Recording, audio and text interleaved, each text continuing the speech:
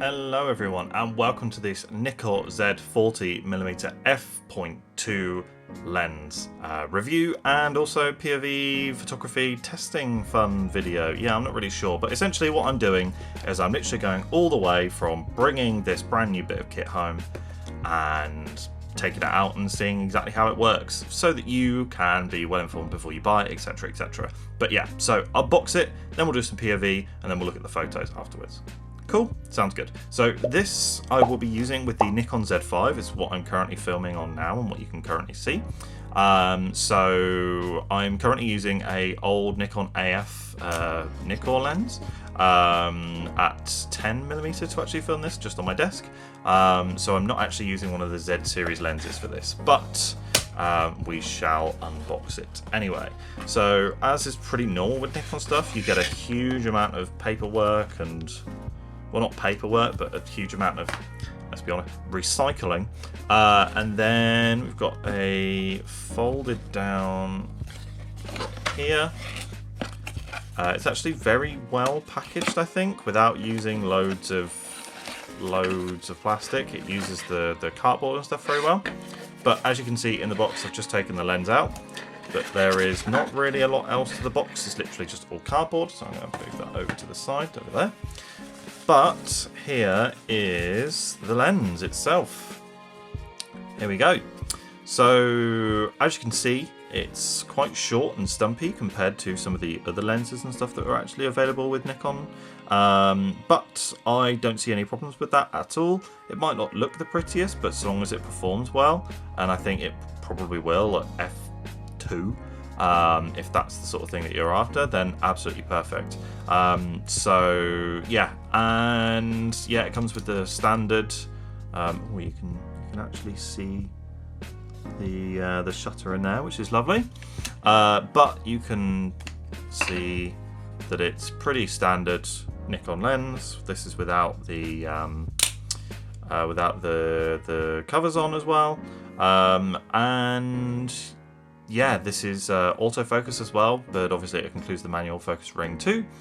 There's really not too much else to say about this, to be completely honest. I mean, it's a camera lens, and until we take it out and actually see what it can do, there's not really much more to be said. So without further ado, let's take this bad boy out, let's do some POV photography, and yeah, let's show you what this can do. That's good, Vejle. Nej, det reflection. Jeg ikke kender den ord in dansk, så men ligesom det.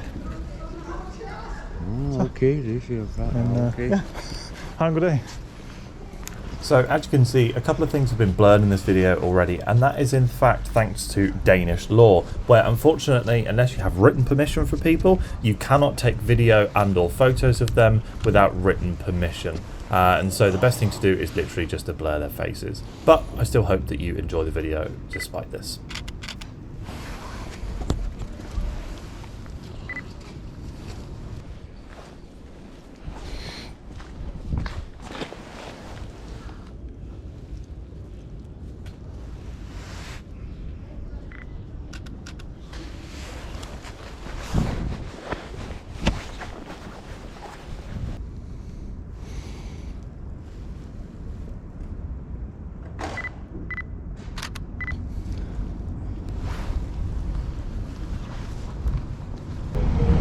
Right, I'm gonna go for it. Okay, here we go.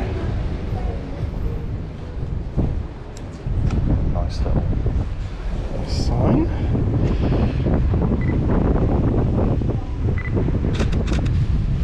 Okay. Be cool.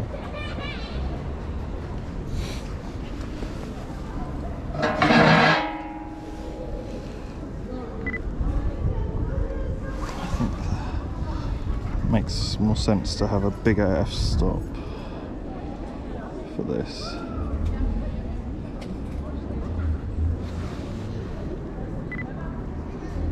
So then it's still recognisable as the time.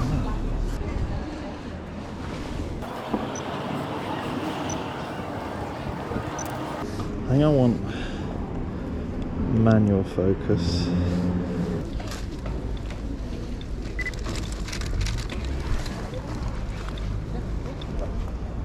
Might have come out okay. Not 100% sure. Oh, while he's sorting that out, is it alright if I just take a couple of photos of you doing a bit of work? Yeah, tack.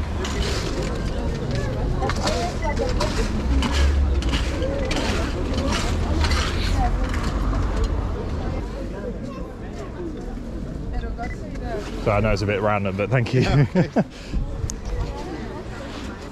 Hej, undskyld. Er det okay til at tage billetter af din hund? Er det okay? Eller? Ja, det må du gerne. Ja. Hej. Hej. Hello. Hi. Hi. Hi, hello.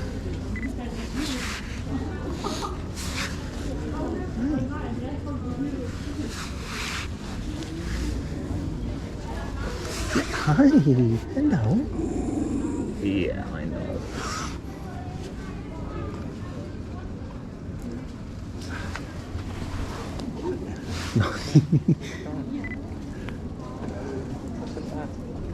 Det er fint.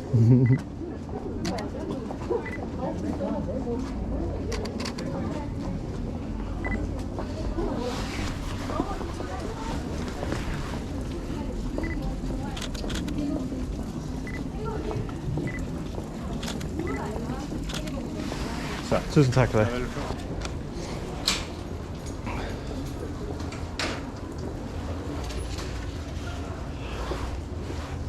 Så venter the bokeh.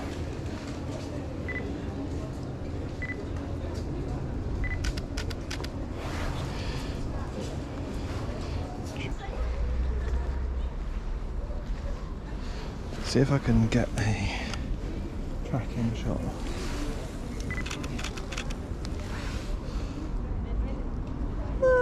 Okay. We shall abort mission, I think. It's too... that's the one thing with this lens. It's not super wide, but it's also not very sort of in the middle.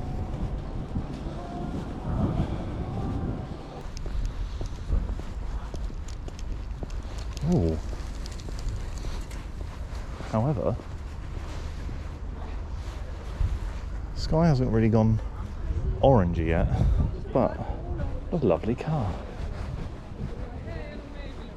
So to wrap up the video and the review, what I thought I would do is very quickly just run through some other bits and pieces about this lens as we look at some of the photos I also took on this photo walk. So in terms of being able to actually transport this lens, it only weighs 170 grams or around there. So it's definitely not something that's going to lug you down when you're trying to get to and from locations, if that's something that you need to consider.